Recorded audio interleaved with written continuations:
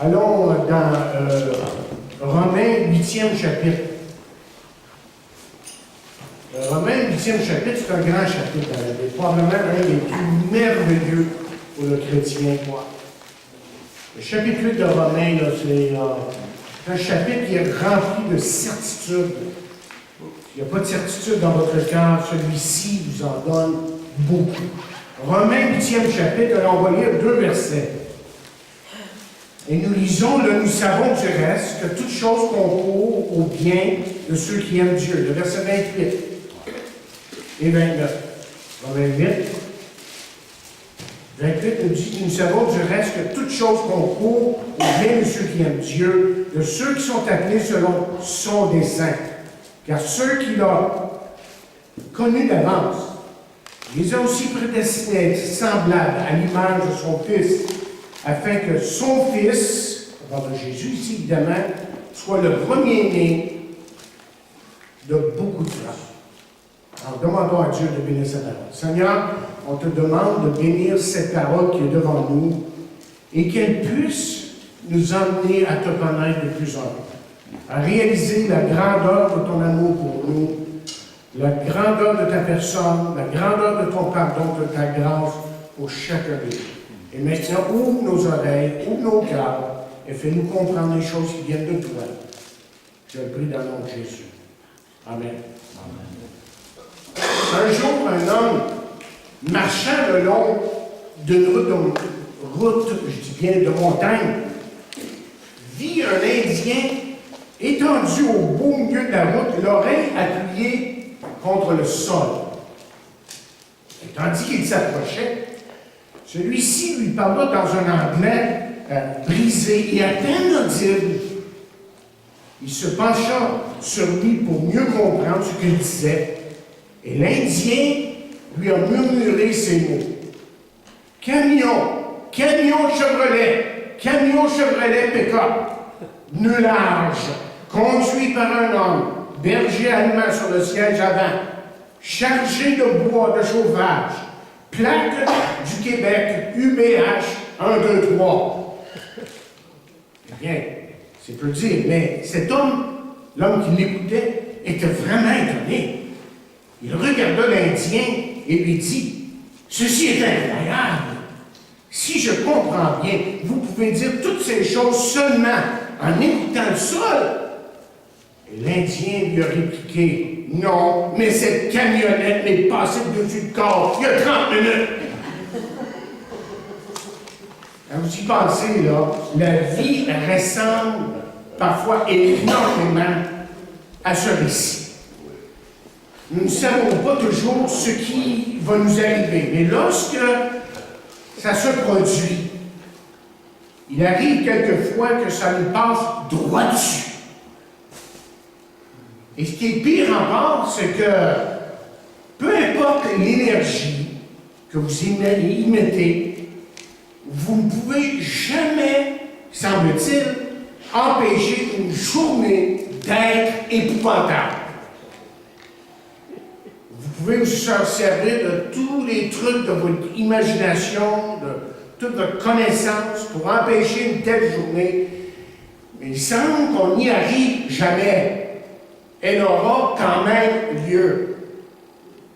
Connaissez-vous l'histoire du train qui traversait une ville et qui n'avait pas d'arrêt à faire? Il paraît qu'il y avait à bord de ce train un passager qui était de très petite taille et qui voulait y descendre pour éviter de payer 100 $ de taxi pour revenir dans cette ville à partir de l'arrêt du train. Alors l'homme qui était assis à côté de lui, près de lui, eut une brillante idée. Il lui dit, écoute, le train ralentit toujours pour le ramassage d'un sac de courrier. Quand il ralentira, là, je te maintiendrai à l'extérieur de la fenêtre et lorsque je te laisserai tomber, mets-toi à courir pour pas culbuter. Tu pourras graduellement cesser de courir pour enfin t'arrêter. Effectivement, le train a ralenti et l'homme prit son petit ami et le sortit par la fenêtre pour ensuite le laisser tomber. L'homme courait le long de la plateforme, lui envoyant la main à celui qui était en dedans, le remerciant de son aide. Au même moment, un autre homme assis dans le wagon suivant vit le petit homme qui courait sur la plateforme. Il s'y tira, l'attrapa, le rentra dans le train et il lui dit: « Ceci est votre jour chanceux. Vous avez failli rater le train. » On se le dise là qu'il y a des jours, des mois et même des années épouvantables. Mais il y a, et j'aime le mets ici, il y a dans la Bible une vérité parmi les plus connues, les plus citées, les plus recommandées, qu'un enfant de Dieu ne doit jamais oublier. Et cette vérité est la base de ce message ce matin.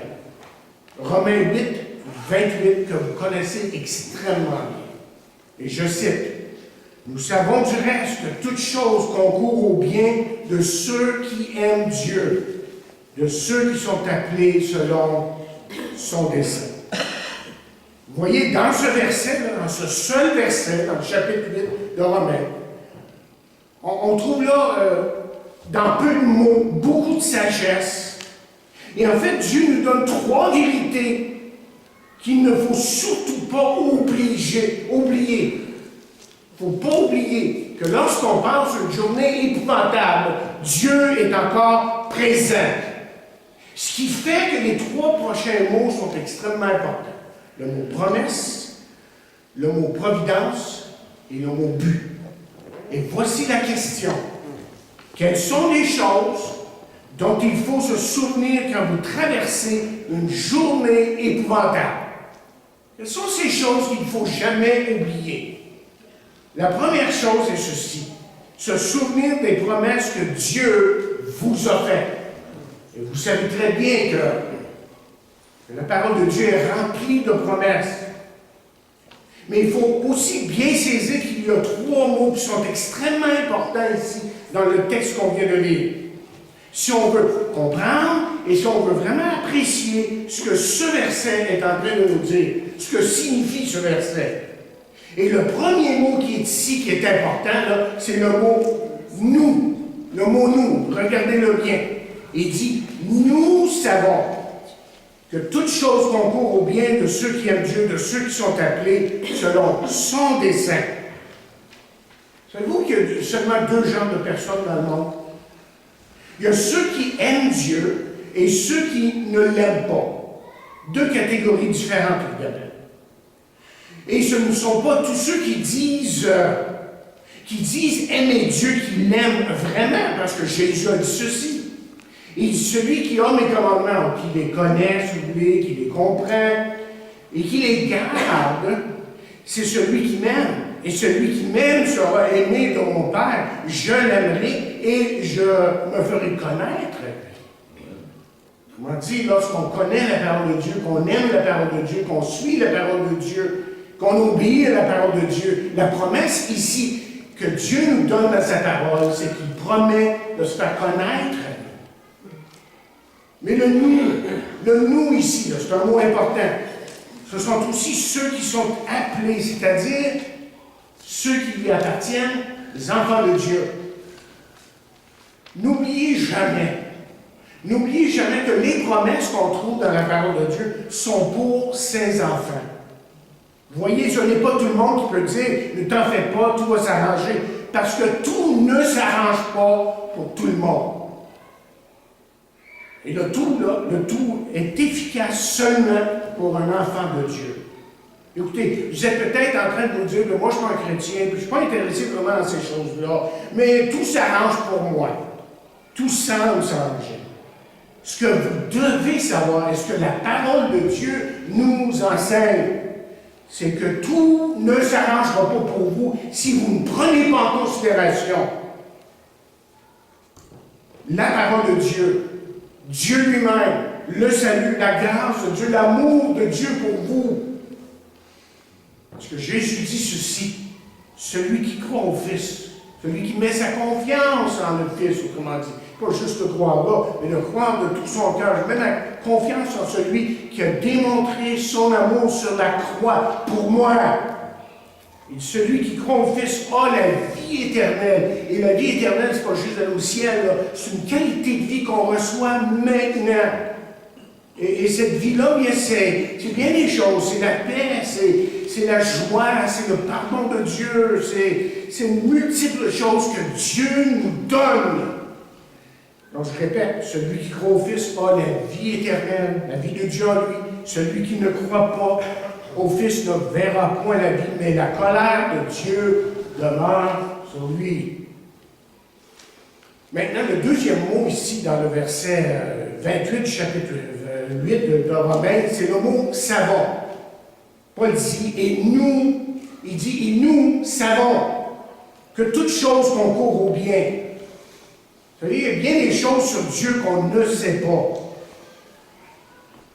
Bien des choses sur la vie qu'on ne sait pas, qu'on ne connaît pas. Par exemple, dans le verset 26 de ce même chapitre, Paul nous dit qu'on ne sait pas toujours comment prier, on ne sait pas comment a été l'apparence de Jésus, on ne sait pas quand Jésus va revenir, on sait qu'il nous promet qu'il va revenir nous chercher, mais quand ça va se faire, bien, il ne nous le dit pas. En fait, on ne sait même pas ce qui va arriver dans les 5 prochaines minutes.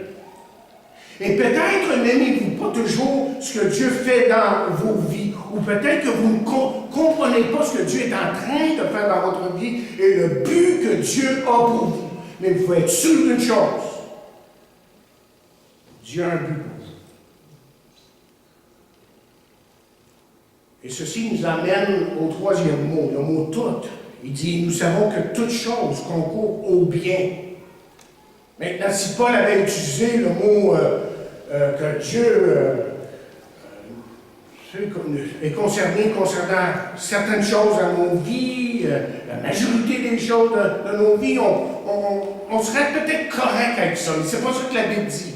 Ce que la Bible dit, c'est que toute chose concourt au bien de ceux qui aiment Dieu. Pensez-y, ce verset ne dit pas la majorité du temps, mais plutôt que Dieu organise, règle et façonne toujours toutes choses ensemble pour notre bien. Pour notre bien. Et comme j'ai dit tantôt, peut-être qu'à présent, maintenant, en ce moment, que vous ne le voyez pas, que vous ne le comprenez pas, mais vous pouvez être sûr que Dieu sait exactement ce qui se passe dans votre vie. Dieu voit. Donc, comme quelqu'un a écrit, dans l'obscurité, c'est-à-dire que quand vous êtes dans des moments difficiles, de doute, d'épreuve, de tristesse, il dit, dans l'obscurité, ne doutez jamais ce que Dieu vous a dit dans la lumière. Mais la question reste, comment est-ce que ça peut être vrai? Bien voilà qu'on arrive à notre deuxième point. La deuxième chose qu'on doit se souvenir ce matin, c'est souvenez-vous que la providence de Dieu veille sur vous. Parce que vous voyez, derrière chaque promesse de Dieu, il y a la providence de Dieu. Et on nous dit que certains des plus anciens manuscrits, des meilleurs manuscrits même, qu'on lit le verset comme suit. On lit « Dieu veille à ce que toute chose concourt au bien ». Je ne sais pas si c'est tout à fait exact, mais on sait une chose qu'il y a du vrai dans ça. Savez-vous que le mot, que providence veut dire, le mot providence vient de deux mots, pro qui veut dire avant et vidéo qui veut dire voir. Donc providence veut dire voir d'avance et pourvoir pour ce qui va arriver. La providence de Dieu veut simplement dire que Dieu voit chaque événement avant que celui ne se produise. Dieu connaît toutes choses. Et donc, si ça c'est vrai, Dieu pourvoit, voyez, pour chacun d'eux, tout en s'assurant que cela fait bien partie du plan qu'il a pour votre vie. Dieu vous connaît. Et Dieu sait exactement ce qui se passe dans votre vie. Donc, ce qui fait que mon prochain point est très important. Très important. Savez-vous qu'il n'y a pas d'accident dans la vie d'un enfant de Dieu? Seulement des rendez-vous. Il n'y a pas d'accident dans la vie d'un enfant de Dieu, de celui qui marche avec Dieu. Il y a seulement des rendez-vous. Et souvent, les désappointements, les déceptions qu'on vit, les frustrations, sont tout simplement des rendez-vous que Dieu a avec nous pour nous montrer quelque chose. Souvent, ce que nous pensons être un mur d'échecs, de désappointement, de déception, de frustration, se révèle en fin de compte à être une montagne de bénédiction. Et combien de fois que je l'ai vécu dans ma vie? Il y avait un homme qui était naufragé sur une île déserte. Et après le naufrage, il réussit à récupérer quelques biens qui s'étaient échoués sur la plage. Il construisit, on nous dit, une petite hutte pour se protéger du soleil, de la pluie et du vent. Et durant des semaines, il n'eut pour seule compagnie que le soleil, la pluie, le froid et les sombres nuits. Il pria chaque jour pour qu'un bateau vienne, mais rien ne se produisait, pas de bateau à l'horizon. Puis un soir, alors qu'il était apparemment à l'autre bout de l'île pour chercher de la nourriture, il aperçut un nuage de fumée qui montait de son camp. Terrifié, évidemment, il revient en courant pour s'apercevoir que sa petite hutte avait disparu sous les flammes. Et son feu de camp, semble-t-il, avait enflammé la hutte et ses maîtres possessions avant, et tout avait disparu. Et ce soir-là, bien, il s'est endormi. Il s'est endormi en pleurant et en suppliant Dieu, lui disant, « Mais pourquoi est-ce que ça m'arrive, ça? Pourquoi est-ce que tu as laissé mon campement brûler? Pourquoi tu m'as permis que je perde tout ce que j'avais? » Alors, tôt, le lendemain matin, à son réveil, il aperçut un navire ancré près de l'île. Et le sauvetage qu'il demandait à Dieu depuis des semaines était maintenant là. Lui, il n'en croyait pas ses yeux, évidemment. Encore étonné, il entendit des pas. Il s'est retourné et devant lui se tenaient des hommes d'équipage qui venaient à sa rescousse. « Mais comment allez-vous trouver? » dit-il. Et on lui répond, bien, nous passions au large lorsque nous avons vu votre signal de détresse et nous sommes venus vous sauver. Ouais, c'est ça. Dieu peut prendre un feu. Vous voyez, Dieu peut prendre un feu. Transposez-le dans votre vie maintenant. Dieu peut prendre un feu et le transformer en lumière pour vous délivrer de l'obscurité. Voyez-le de cette façon. Chaque instant de chaque jour est une pièce du casse-tête faisant partie du plan de Dieu pour votre vie. Dieu a un plan. Maintenant, ça ne veut pas dire ça que toutes les choses qui vous arrivent sont nécessairement bonnes. Et comme vous le savez très bien, tout ce qui vous arrive n'est pas toujours bon. Par contre, chers amis, chaque chose qui vous arrive travaille finalement pour votre bien. C'est ça qu'il faut comprendre. Saviez-vous qu'à tous les jours, la majorité de nous absorbe au moins 2 poisons. Seuls, ils sont appelés sodium et chlore. Ni l'un ni l'autre ne se prennent seuls. Ils pourraient littéralement vous tuer. Mais ensemble, ils forment le chlorhydrate de sodium qu'on appelle simplement du sel. L'un ne va pas sans l'autre. L'un sans l'autre peut vous tuer, mais ensemble, bien, jusqu'à un certain point, évidemment, on sait les conséquences de trop en prendre. Le sel peut être une bénédiction. Spécialement sur les pâtes à frites. Mais pensez-y pour un instant. Si un humain, lui, peut prendre 2 choses qui sont mauvaises et en faire une bonne, pensez-vous pas que Dieu pourrait faire exactement la même chose et encore mieux encore? Donc là, on arrive à notre 3e et dernier point ce matin. Souvenez-vous du but que Dieu a pour vous. Dieu a un but pour vous. Et le but de Dieu pour nous est ceci. C'est le bien, nous dit le texte. Le but de Dieu, c'est qu'à la toute fin,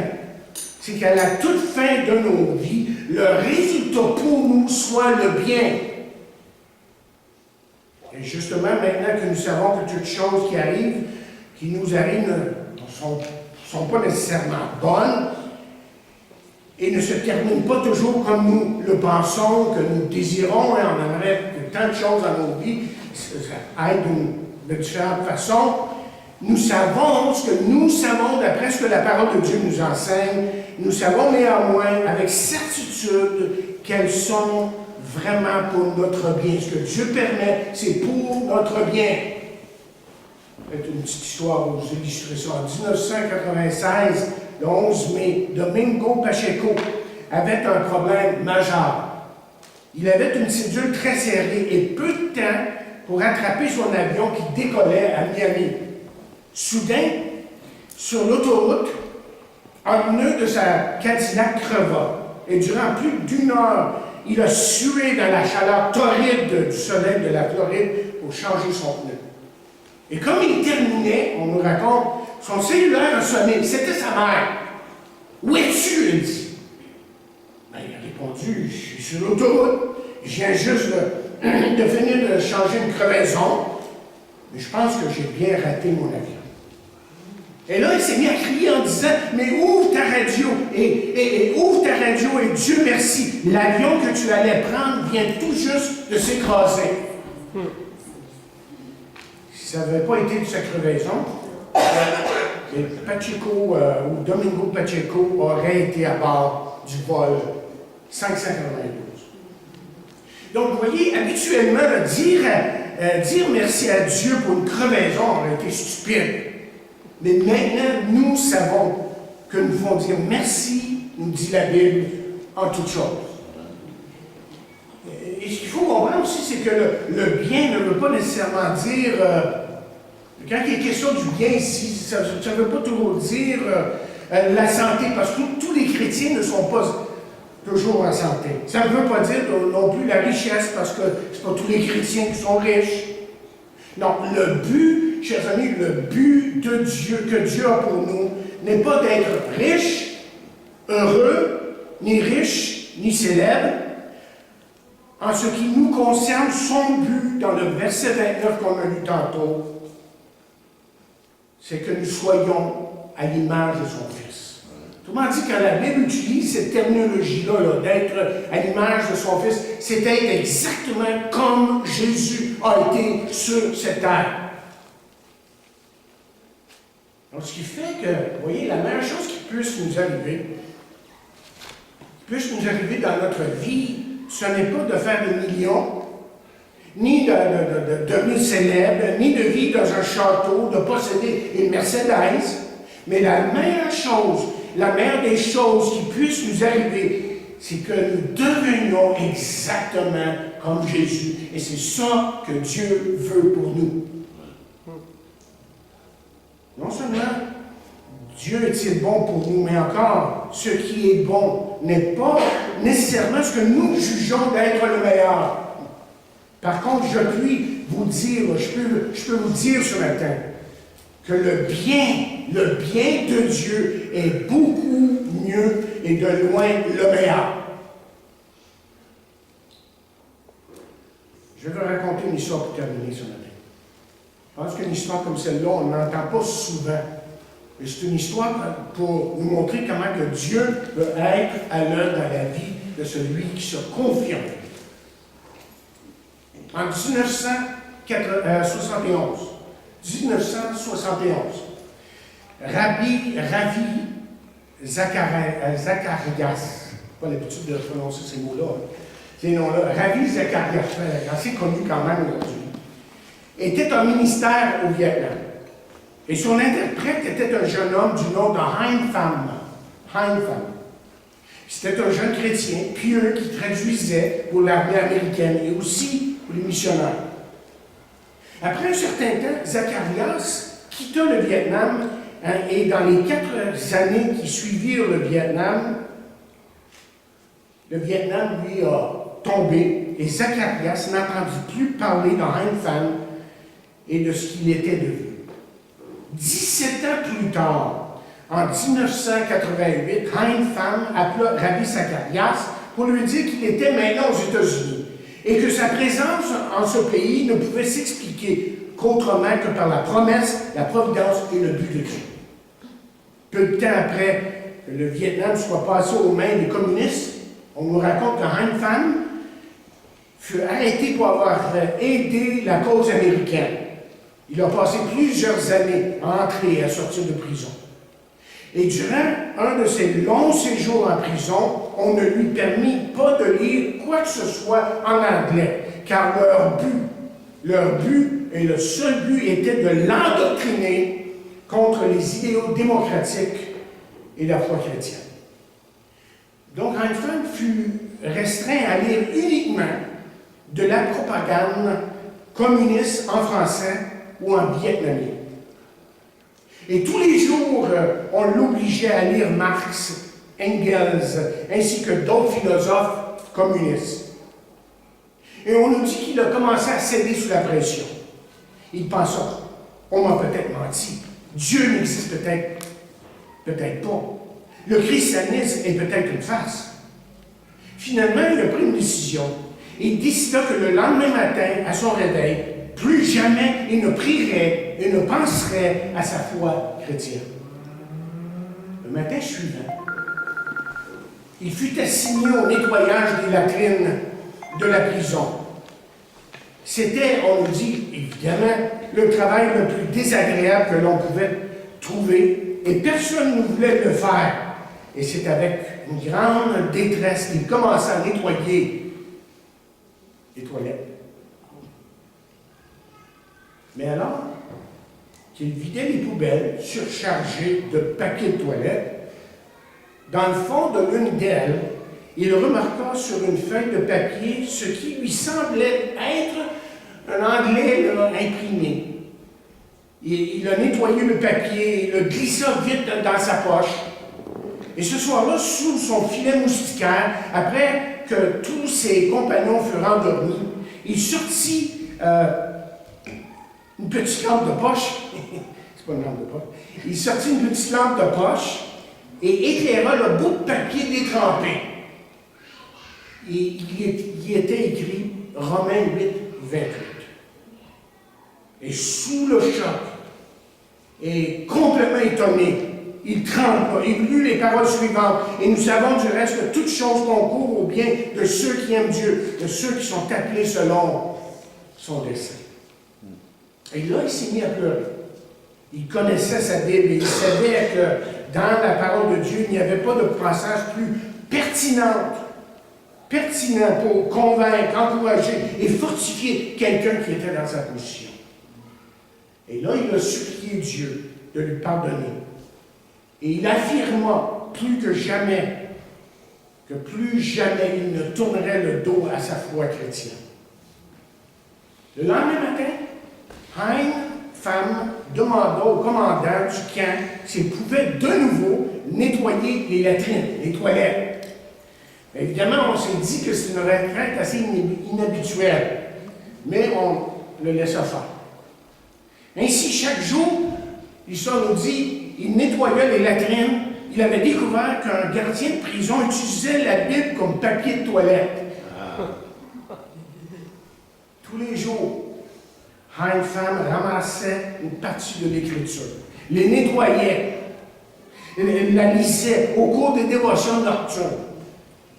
Puis un jour, à travers des circonstances incroyables, il raconte, et qui ne peuvent être attribuées à personne d'autre qu'à la providence, Hein fut libéré.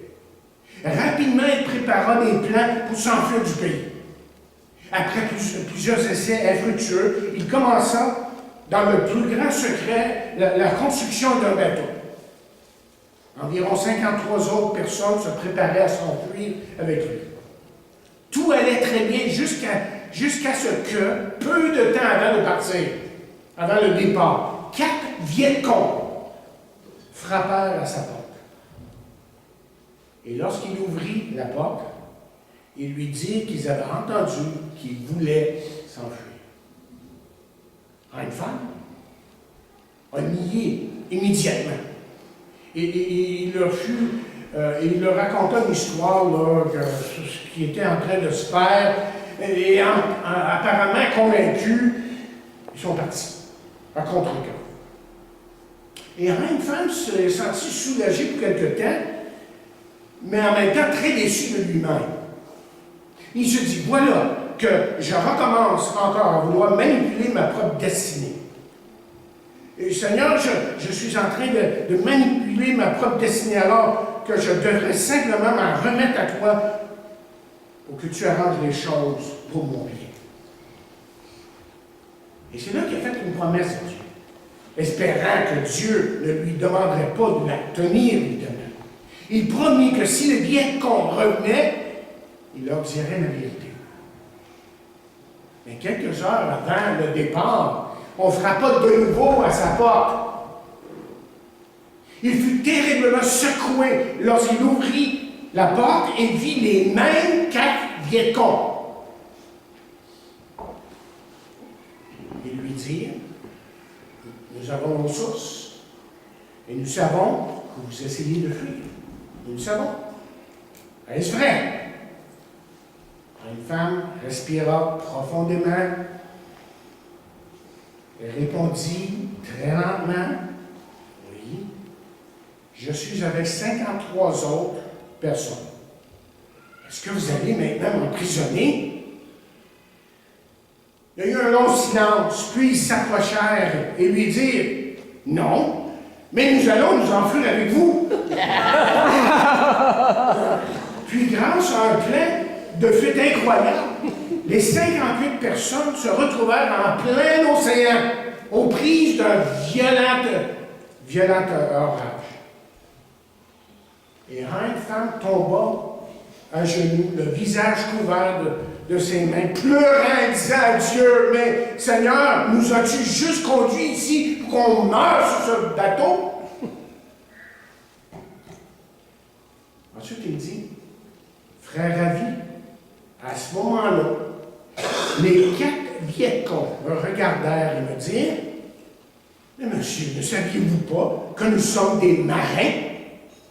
Et il ajouta, frère Ravi, si ça n'avait été de l'habilité de ces 4 marins Vietcongs, nous aurions péri. Dieu a un plan pour vous. Mais est-ce que vous connaissez Jésus-Christ comme votre sauveur personnel? C'est-à-dire un des plus beaux mots dans la Bible, c'est le mot « viens ». Et Jésus dit, venez à moi, vous tous qui êtes fatigués et chargés, et je vous donnerai du repos. Peut-être que ce matin, vous êtes fatigués de la vie. Il y a des choses qui vous tiennent, la crainte, la solitude, le manque de direction tout simplement dans votre vie. Et vous demandez si quelqu'un Dieu a tellement aimé le monde, il a donné son Fils unique, afin que quiconque croit ne périsse point, mais qu'il ait la vie éternelle. Dieu vous aime. Et Dieu vous l'a prouvé à la croix lorsque Jésus-Christ est mort sur cette croix. C'est sur cette croix que Dieu vous montre son amour en tant qu'individu. Vous pouvez lui faire confiance. Et chacun de nous ici, on peut lui faire confiance. Parce que c'est vrai, on vit à certains moments des journées épouvantables. N'est-ce pas? Je pense que je suis pas en train de parler à travers mon chapeau. On vit des journées épouvantables. Peter Marshall, qui a été l'aumônier militaire du Sénat des États-Unis, a prié quelques-unes, on nous dit, des plus belles prières jamais enregistrées. Et voici ce qu'il a prié un jour devant le président des États-Unis et devant des milliers de personnes. Il a prié, ô Dieu, notre Père céleste, renouvelle notre foi dans le triomphe final du plan que tu as prévu pour le monde que tu as créé. En dépit des difficultés présentes, rassure-nous et montre-nous que tu es toujours aux commandes. Lorsque nous sommes frustrés et que nous abandonnons, rappelle-nous que tu contrôles. Elle maintient toutes choses, attendant, travaillant et surveillant. Lorsque nous commettons des erreurs, aide-nous à nous souvenir que tu ne nous abandonnes pas. Empêche-nous, Seigneur, de t'abandonner et d'oublier que toute chose concourt au bien de ceux qui t'aiment. Par Jésus-Christ, notre Seigneur. Amen. Prions. Seigneur, que cette parole puisse nous encourager ce matin à venir à toi. Car tu nous dis, même à la fin de la parole de Dieu, dans l'Apocalypse, dernier chapitre, presque dernier verset, viens. Tu nous appelles à toi afin que nous recevions ta grâce, ton amour et ta paix. Nous prions cela dans le nom de Jésus.